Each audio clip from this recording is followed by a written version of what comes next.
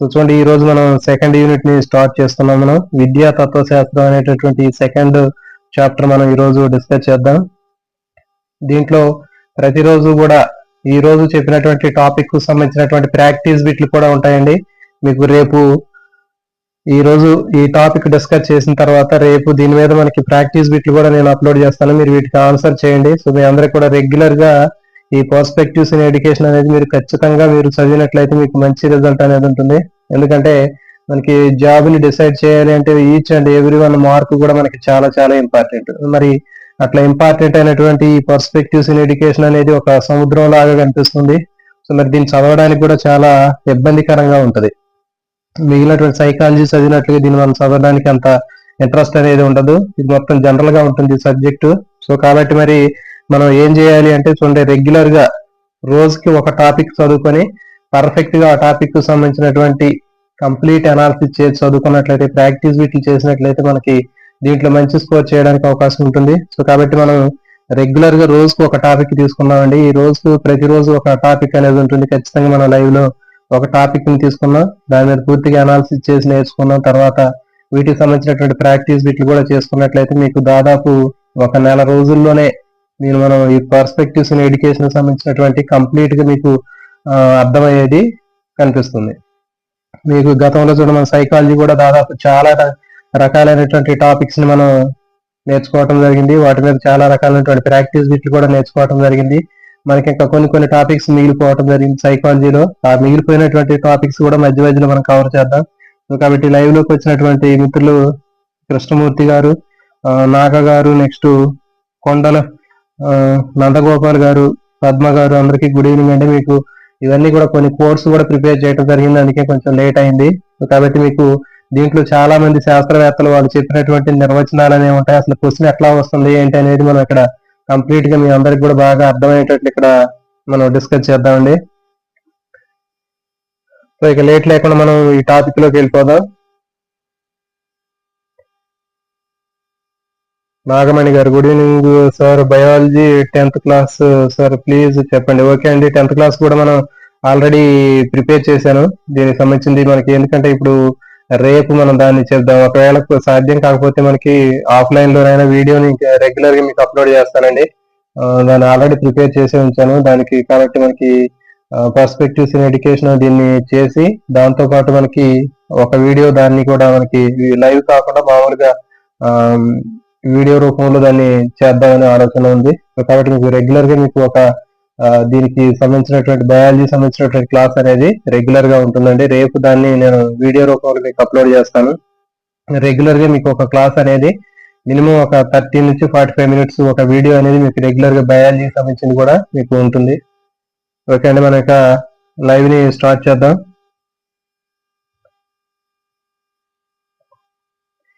చూడండి, second unit విద్యా తత్వశాస్త్రం సెకండ్ యూనిట్. మరి విద్యా తత్వశాస్త్రంలో మనకి ఏమేమి ఉంటాయి అంటే, ఫస్ట్ యూనిట్ తీసుకున్నాం. ఫస్ట్ యూనిట్ లో అసలు విద్య అంటే ఏంటి, విద్య విధులు ఏంటి, విద్యా లక్ష్యాలు ఏమిటి, తర్వాత విద్య ధ్యేయాలు ఏంటి, విద్య యొక్క ఉద్దేశాలు ఏంటి అనేది మనం ఈ రోజు మనం డిస్కస్ చేద్దాం. విద్యకు సంబంధించినటువంటి విధులు, లక్ష్యాలు, ధ్యేయాలు, ఉద్దేశాలు అనేటటువంటివి చాలా చాలా ఇంపార్టెంట్. మరి వీటి మీద ఖచ్చితంగా బిట్లు అనేవి రావడానికి అవకాశం ఉంటుంది. వివిధ రకాలైనటువంటి శాస్త్రవేత్తలు వాళ్ళు ఇచ్చినటువంటి నిర్వచనాలు అనేది ఎట్లా ఉన్నాయి అనేది మనం ఇక్కడ చూద్దాం. సో కాబట్టి ఇక్కడ మరి తీసుకున్నట్లయితే చూడండి, విధులు మీకు బిట్లు అని చూడడానికి చాలా జనరల్ గా ఉంటాయి, కానీ ఖచ్చితంగా వీటి మీద బిట్లు అనేవి ఎట్లా అడుగుతాడు అనేది కూడా ఇక్కడ మనం డిస్కస్ చేద్దాం.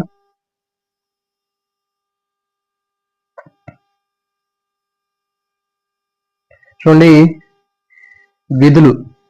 విద్య అనేది దేనికోసం ఉపయోగపడుతుందంటే విద్యార్థుల్లో సహజ సామర్థ్యాన్ని ప్రవర్తనని పెంపొందించడానికి ఉపయోగపడుతుంది.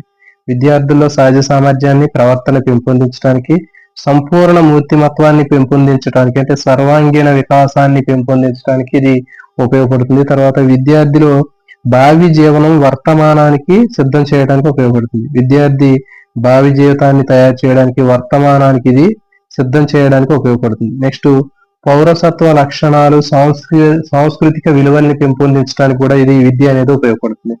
జాతీయ సమైక్యత, దేశభక్తిని పెంపొందించడం ద్వారా సంపూర్ణ వికాసాన్ని, సోదర భావాన్ని అభివృద్ధి చేయడానికి ఉపయోగపడుతుంది. ఇంకా విరామకాల సద్వినియోగ సామర్థ్యాన్ని పెంపొందిస్తుంది. అంటే విరామకాల సద్వినియోగాన్ని ఎక్కువ సమర్థవంతంగా ఉపయోగించుకోవడానికి విద్య అనేది ఉపయోగపడుతుంది.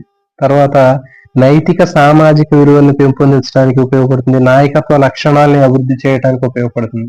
సో కాబట్టి ఇవి జనరల్ గా మనకి చూడడానికి ఇవి ఎట్లాగే అనిపిస్తాయి, కానీ దీంట్లో మనకి ఏంటంటే బిట్లు కూడా అడుగుతాడు. ఈ క్రింది వాటిలో విద్యకు సంబంధించినటువంటి విధుల్లో లేనటువంటి అంశాన్ని గుర్తించండి అని అడుగుతాడు. కాబట్టి సహజ సామర్థ్యము, ప్రవర్తన పెంపొందించడం, సంపూర్ణ మూర్తిమత్వాన్ని వికసింపజేయటము, భావి జీవనం వర్తమానానికి సిద్ధం చేయటం, పౌరసత్వ లక్షణాలు, సాంస్కృతిక విలువల్ని పెంపొందించకపోవడం అని అడుగుతాడు. సో కాబట్టి ఇట్లా మనకి ఈ నెగిటివ్ స్టేట్మెంట్స్ ఏమన్నా ఉంటే మనం చూసుకోవాలి. జాతీయ సమైక్యత, దేశభక్తిని పెంపొందించడం ద్వారా సంపూర్ణ వికాసము, సోదర భావాన్ని అభివృద్ధి చేయటం అనేటటువంటివి. తర్వాత విరామకాల సద్వినియోగ సామర్థ్యాన్ని పెంచటం, నైతిక విలువలు, సామాజిక విలువల్ని అభివృద్ధి చేయటం.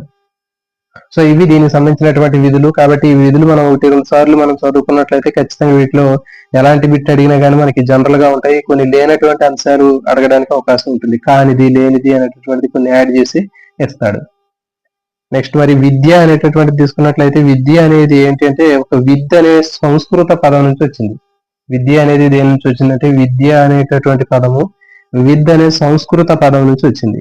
మరి విద్యకు అర్థం ఏంటి అంటే చూడండి, తెలుసుకోవటము, సంభవించటం, కనుగొనటం, భావించటం, అవగాహన. సో ఇవన్నీ కూడా దీనికి సంబంధించినటువంటి అర్థాలే. కాబట్టి దీని మీద కూడా బిట్ అడుగుతాడండి. విద్య అనే దానికి అర్థానికి సంబంధించి లేనటువంటి అంశాన్ని గుర్తించండి అంటాడు. తెలుసుకోవటం, సంభవించటం, నిర్మించటం, ఏదో ఒకటి అడుగుతారు, వేరేది ఆప్షన్. భావించడం, అవగాహన చేసుకోవటం, ఇవన్నీ కూడా దీనికి సంబంధించినటువంటి పదాలు. ఇది కాకుండా వేరే పదం ఒకటి ఇచ్చి విద్య అనగా నిర్మించటం, లేకపోతే ఇంకా వేరే ఇంకొక పదం ఇచ్చేసి దాన్ని అడుగుతాడు. కాబట్టి లేనటువంటి దాన్ని గుర్తించండి అన్నప్పుడు ఈ పదాలు గుర్తుపెట్టుకుని లేనటువంటి దాన్ని మనం గుర్తించాలి. నెక్స్ట్ మనం విద్యని ఎడ్యుకేషన్ అని చెప్తాం.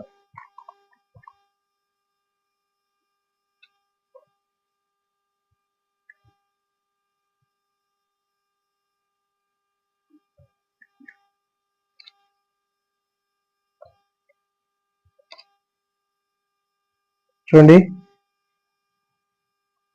ఇంగ్లీష్ లో మనకి విద్యను తెలుగులో విద్య అంటారు, ఇంగ్లీష్ లో ఎడ్యుకేషన్ అంటారు. ఎడ్యుకేషన్ అనేది ఇంగ్లీష్ పదం. మరి ఇంగ్లీష్ పదం అయినటువంటి ఈ ఎడ్యుకేషన్ అనేది దేని నుంచి వచ్చింది అంటే ఎడ్యుకేర్ అనేటటువంటి లాటిన్ భాష నుంచి వచ్చింది. ఎడ్యుకేర్ అనేటటువంటి లాటిన్ భాష నుంచి ఈ పదం రావటం జరిగింది.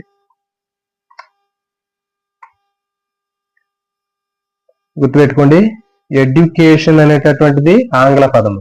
ఈ ఎడ్యుకేషన్ అనేటటువంటి ఆంగ్ల పదము దేని నుంచి వచ్చింది అని అడుగుతాడు. ఎడ్యుకేర్ లేకపోతే ఎడ్యుసిడ్ అనేటటువంటి పదం నుంచి వచ్చింది.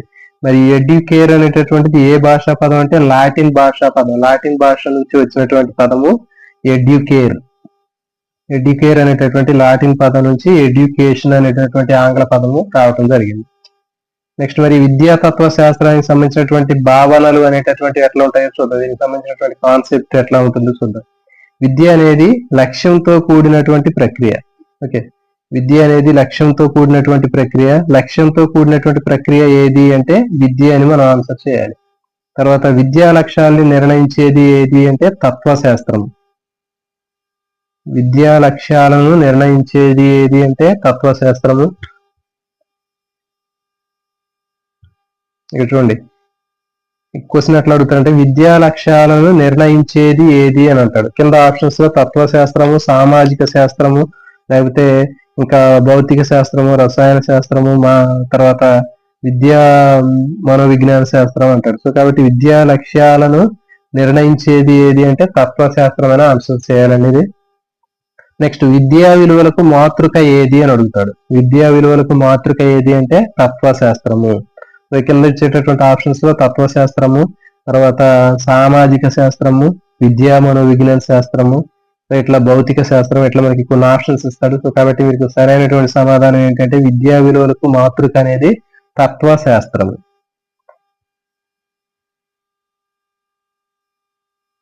నెక్స్ట్ విద్యా రాక్షే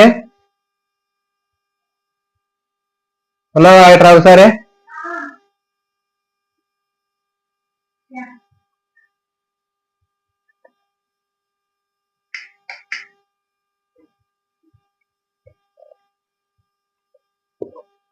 చూడండి నెక్స్ట్ స్పెన్సర్. స్పెన్సర్ ఇచ్చినటువంటి నిర్వచనం అనేది మనకి ఇక్కడ కొంతమంది శాస్త్రవేత్తలు దీనికి సంబంధించినటువంటి నిర్వచనాన్ని ఇవ్వడం జరిగింది. ఈ నిర్వచనాలు కూడా ఎక్కువగా వీటిలో అడగడానికి అవకాశం ఉంటుంది. చూడండి మరి ఇక్కడ స్పెన్సర్ అనేటటువంటి ఈ ఈ తత్వవేత్త ఇచ్చినటువంటి నిర్వచనం ఎట్లా ఉందంటే, ఆత్మ సంరక్షణకు అవసరమైన పరిజ్ఞానాన్ని అందించడానికి తత్వశాస్త్రాన్ని విద్యా ప్రణాళికలో ప్రథమ స్థానాన్ని కల్పించాలని చెప్పాడు ఎవరో స్పెన్సర్. అంటే ఆత్మ సంరక్షణకు అవసరమైనటువంటి పరిజ్ఞానం అందించాలంటే తత్వశాస్త్రాన్ని విద్యా ప్రణాళికలో ఉంచాలి. అది కూడా ఎక్కడ ఉంచాలి? ప్రథమ స్థానంలో ఉంచాలి అని చెప్పాడు. ఎవరు చెప్పింది? స్పెన్సర్. ఆత్మ సంరక్షణకు అవసరమైనటువంటి పరిజ్ఞానం అందించాలంటే తత్వశాస్త్రం ద్వారా సాధ్యమవుతుంది. మరి ఆ తత్వశాస్త్రాన్ని ఎక్కడ పెట్టాలి? విద్యా ప్రణాళికలో పెట్టాలి. అది కూడా ఎక్కడంటే ప్రథమ స్థానంలో దాన్ని కల్పించాలి అని చెప్పడం జరిగింది. సో దీన్ని చెప్పింది ఎవరు అంటే స్పెన్సర్. సో దీనికి కోడ్ కూడా నేను మీకు క్రియేట్ చేశానండి. ఒకసారి ఈ కోడ్ మీరు నేర్చుకున్నట్లయితే మీకు ఈజీగా ఉంటుంది. సో మరి ఈ కోడ్ ఏంటో చూద్దాం. ఇక్కడ మనం గుర్తుపెట్టుకోవాల్సింది ఏంటంటే, స్పెన్సర్ అనేటటువంటి శాస్త్రవేత్త పేరులో సెన్సార్ అనే పదాన్ని గుర్తుంచుకోండి. తర్వాత ఇక్కడ మనకి ఈ వాక్యంలో ఆత్మ సంరక్షణ అనేటటువంటిది ఉంది. సో అంటే ఏంటి? ఫర్ ఎగ్జాంపుల్ ఆత్మ సంరక్షణ అంటే ఏంటి? సెల్ఫ్ ప్రొటెక్షన్ చేసుకోవటం. మరి ఇక్కడ చూడండి, ఫర్ ఎగ్జాంపుల్ మనకి కొన్ని వాహనాలకి సెన్సార్లు అనేవి ఉంటాయి. అంటే ఏంటి? దేనికోసం అంటే ఆత్మ సంరక్షణ కోసం. ఫర్ ఎగ్జాంపుల్ కార్ ఉందనుకోండి, కారుకి కొన్ని సెన్సార్లు ఉంటాయి. ఆ సెన్సార్ ఉండటం వల్ల ఏమవుతుందంటే దానికి ఆత్మ సంరక్షణ అంటే దాని యొక్క సంరక్షణ కోసం ఉపయోగపడుతుంది. అంటే రివర్స్ చేసేటప్పుడు ఏదైనా తగలకుండా వాటికి సెన్సార్లు అనేవి ఉంటాయి మనకి. ఓకే, సో మరి అలాంటి సెన్సార్లు అనేవి దేనికోసం ఉపయోగపడతాయంటే వాటి సంరక్షణ కోసం, అంటే ఆత్మ సంరక్షణ కోసం సెన్సార్లు ఉపయోగపడతాయని గుర్తుపెట్టుకోండి. మీకు ఈజీగా ఆన్సర్ అనేది మీరు ఈజీగా చేయగలుగుతారు. ఆత్మ సంరక్షణకి సెన్సార్లు ఉపయోగించుకుంటాం అనేటటువంటివి ఈ పదంతో మీరు ఈజీగా గుర్తుపెట్టుకోవచ్చు. సో కాబట్టి ఇక్కడ అడిగేటటువంటిది ఏంటి అంటే, ఈ వాక్యం మొత్తం ఇచ్చి ఈ విషయాన్ని చెప్పినటువంటి తత్వవేత్త ఎవరు అని అడుగుతాడు. సో కాబట్టి దీనికి ఆన్సర్ ఎవరు అంటే స్పెన్సర్. Next rusk.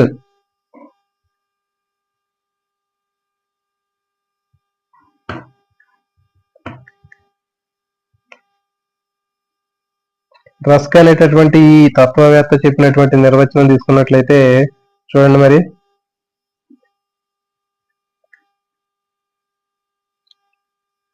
రస్క్ ఏం చెప్పాడంటే, విద్యా ప్రణాళిక రచనలో తప్ప మరెక్కడా తత్వశాస్త్ర ప్రభావం కనపడదని చెప్పాడు. ఏం చెప్పాడు అతను? విద్యా ప్రణాళిక రచనలో తప్ప మరి ఎక్కడా కూడా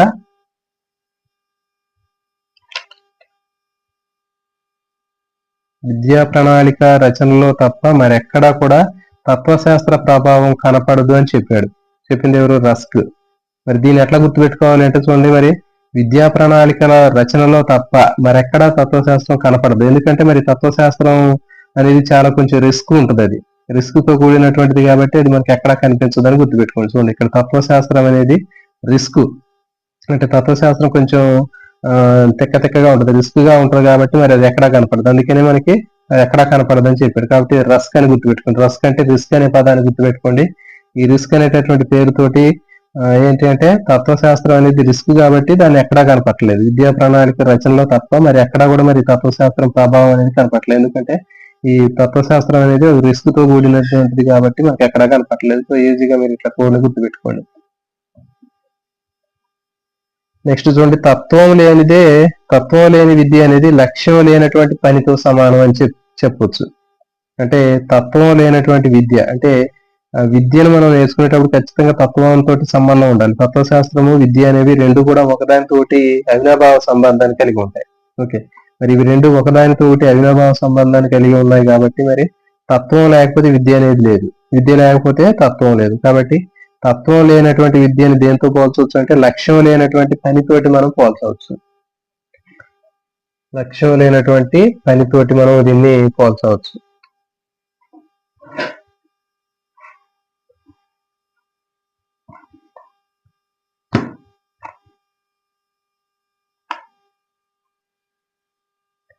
చూడండి, తత్వశాస్త్ర పునాది లేని విద్య వృధా. అంటే ఖచ్చితంగా చూడండి, తత్వశాస్త్ర పునాది లేనటువంటి విద్య వృధా అని చెప్తుంటారు. అంటే విద్య యొక్క ఫౌండేషన్ ఏంటి అంటే తత్వశాస్త్రం. ఫిలాసఫీ లేదా తత్వశాస్త్రం అనేది పునాది లేకపోతే ఆ విద్య అనేది వృధాగా ఉంటుంది అన్నారు. సో కాబట్టి విద్యకు పునాది అనేది తత్వశాస్త్రమే. మరి తత్వశాస్త్ర పునాది అనేది లేకపోతే అలాంటి విద్య అనేది వృధా అవుతుంది అని దీని యొక్క అర్థం.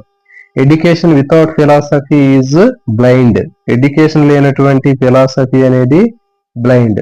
Education without philosophy is blind. అంటే ఫిలాసఫీ లేదా తత్వశాస్త్రం లేనటువంటి ఎడ్యుకేషన్ అనేది బ్లైండ్ అని చెప్తున్నాడు. మరి philosophy without education is invalid.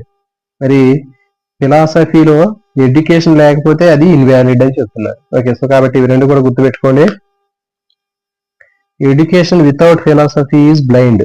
అంటే ఫిలాసఫీ లేనటువంటి ఎడ్యుకేషన్ అనేది బ్లైండ్ తో గుడ్డిది అని చెప్తున్నాడు. Philosophy without education is invalid. మరి ఫిలాసఫీ అనేది ఎడ్యుకేషన్ లేకపోతే ఫిలాసఫీ కూడా ఇన్వాలిడ్ అని చెప్తున్నారు. సో కాబట్టి ఇవి రెండు ఒకదానితో ఒకటి అవినాభావ సంబంధాన్ని కలిగి ఉంటాయి. అంటే ఫర్ ఎగ్జాంపుల్ మనకి ఒక కంప్యూటర్ ఉంది, దాంట్లో ఉన్నటువంటి సాఫ్ట్వేర్ ఉంది. మరి కంప్యూటర్ సాఫ్ట్వేర్ తీసుకున్నట్లయితే ఇవి రెండు కూడా మరి ఇప్పుడు కంప్యూటర్ పనిచేయాలి అంటే సాఫ్ట్వేర్ కావాలి, మరి సాఫ్ట్వేర్ పనిచేయాలి అంటే మనకి కంప్యూటర్ కావాలి.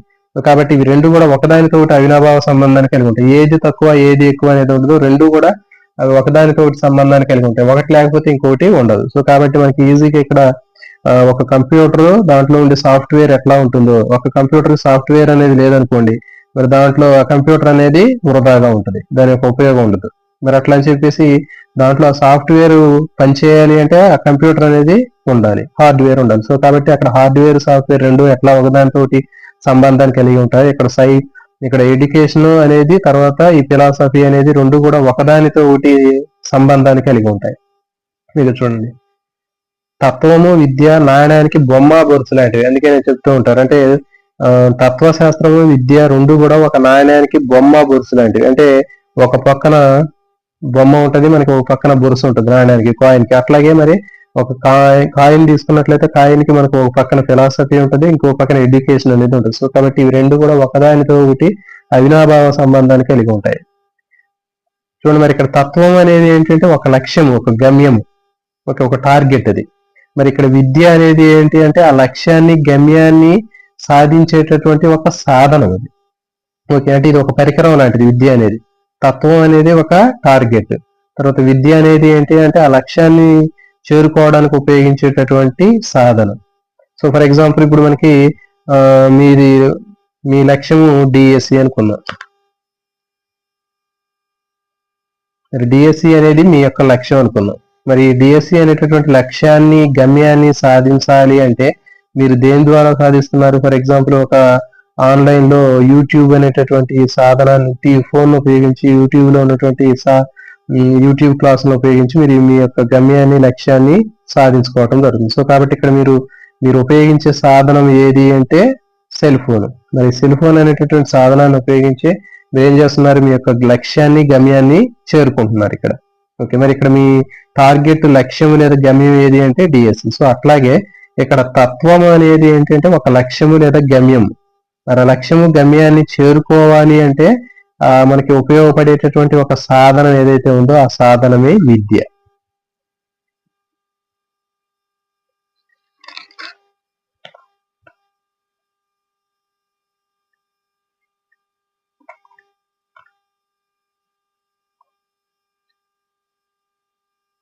అంటే నెక్స్ట్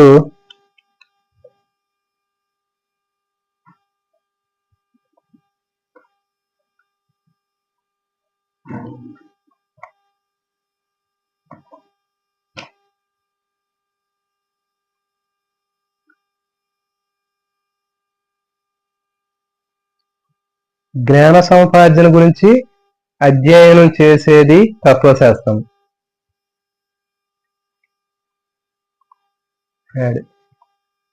బోర్డు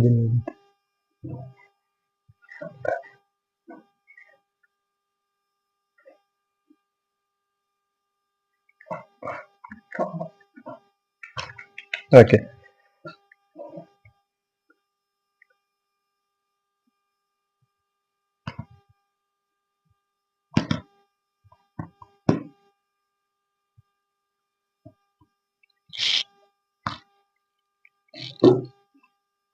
చూడండి, నెక్స్ట్ జ్ఞాన సముపార్జన గురించి అధ్యయనం చేసేది తత్వశాస్త్రం. ఓకే, మీకు బిట్ దీన్ని కూడా డైరెక్ట్ గా అడుగుతాడు. జ్ఞాన సముపార్జన గురించి అధ్యయనం చేసేది ఏది అంటే తత్వశాస్త్రము, తర్వాత సామాజిక శాస్త్రము, విద్యా మనోవిజ్ఞాన శాస్త్రం. సో ఇట్లా ఆప్షన్స్ ఉంటాయి. సో కాబట్టి దీనికి సరైనటువంటి సమాధానం మనకి తత్వశాస్త్రం. మరి జ్ఞాన సముపార్జనని తరతరాలకు అందించేది ఏది అంటే విద్య. అంటే ఆ విద్యను సంపాదించినటువంటి ఆ జ్ఞానం, నాలెడ్జ్ ఏదైతే ఉందో అది తరతరాలకు అందించేది ఏది అంటే విద్య.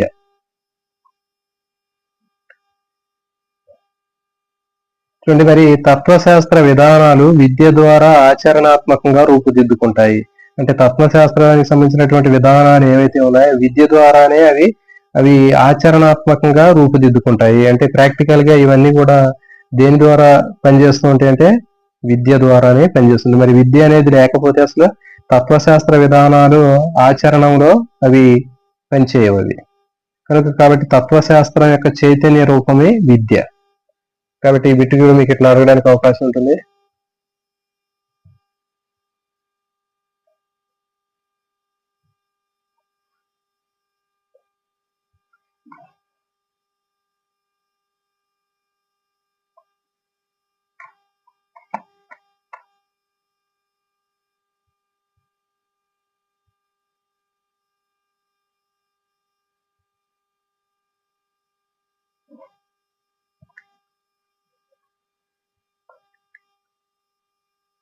తత్వశాస్త్రం యొక్క చైతన్య రూపము ఏమిటి అంటే విద్య అంటారు. లేకపోతే విద్య యొక్క చైతన్య రూపము ఏది అంటే తత్వశాస్త్రము, సామాజిక శాస్త్రము, మనోవిజ్ఞాన శాస్త్రం. సో ఇట్లా మనకి ఆప్షన్స్ ఇచ్చి సరైనటువంటి సమాధానం గుర్తించమని అడుగుతాడు. సో నెక్స్ట్ చూడండి, జీవిత విధానాన్ని నిర్ణయించేది తత్వశాస్త్రము. సో ఇవన్నీ కూడా బిట్స్ ఏనండి. జనరల్ గా వాడు ఎట్లయినా అడగవచ్చు. జీవిత విధానాన్ని నిర్ణయించేది ఏది అంటే తత్వశాస్త్రము, మనోవిజ్ఞాన శాస్త్రము, సామాజిక శాస్త్రము, ఓకే, ఇట్లా అర్థశాస్త్రము, ఇట్లా మనకి ఆప్షన్స్ ఇవ్వడానికి అవకాశం ఉంటుంది.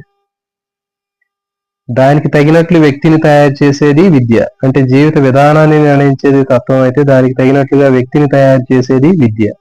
అటువంటి కొంతమంది ఇక్కడ శాస్త్రవేత్తలు ఇచ్చినటువంటి నిర్వచనాలు. విద్యని తత్వశాస్త్రం యొక్క క్రియాశీల పార్శ్వముగా భావించినటువంటి వ్యక్తి ఎవరు అంటే రాస్ అనేటటువంటి ఈ తత్వవేత్త ఇచ్చినటువంటి నిర్వచనం ఏంటి అంటే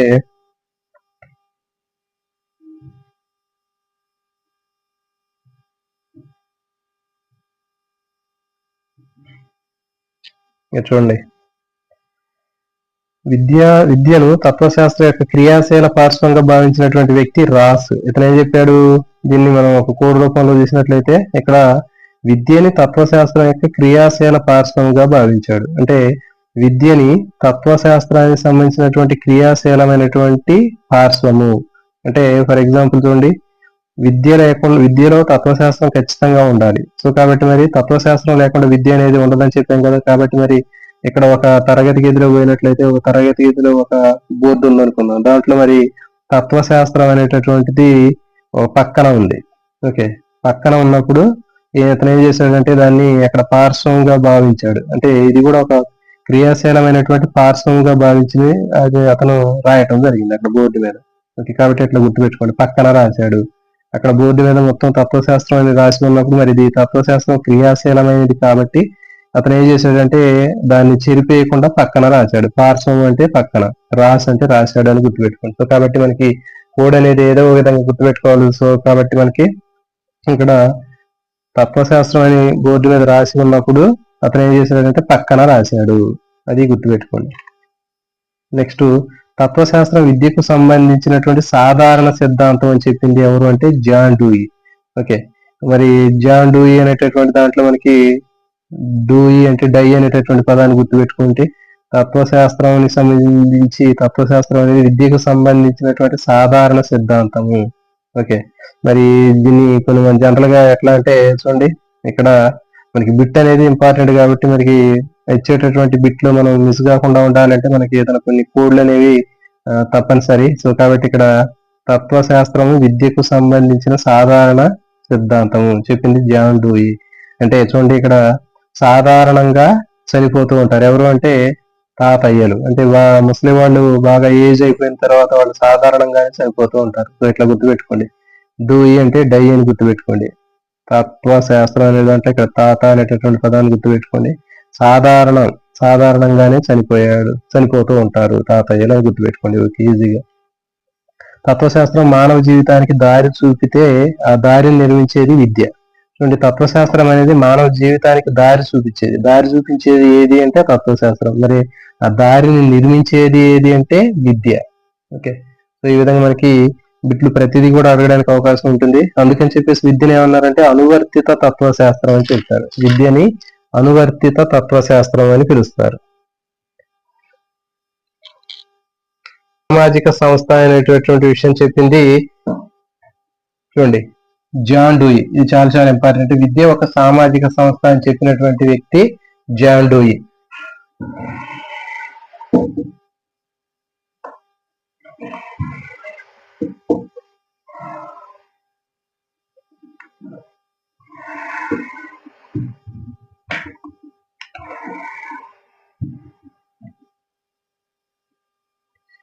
మరి దీన్ని ఎట్లా గుర్తుపెట్టుకోవచ్చు అంటే చూడండి, విద్య ఒక సామాజిక సంస్థ అని చెప్పింది ఎవరంటే జాన్ డూయి.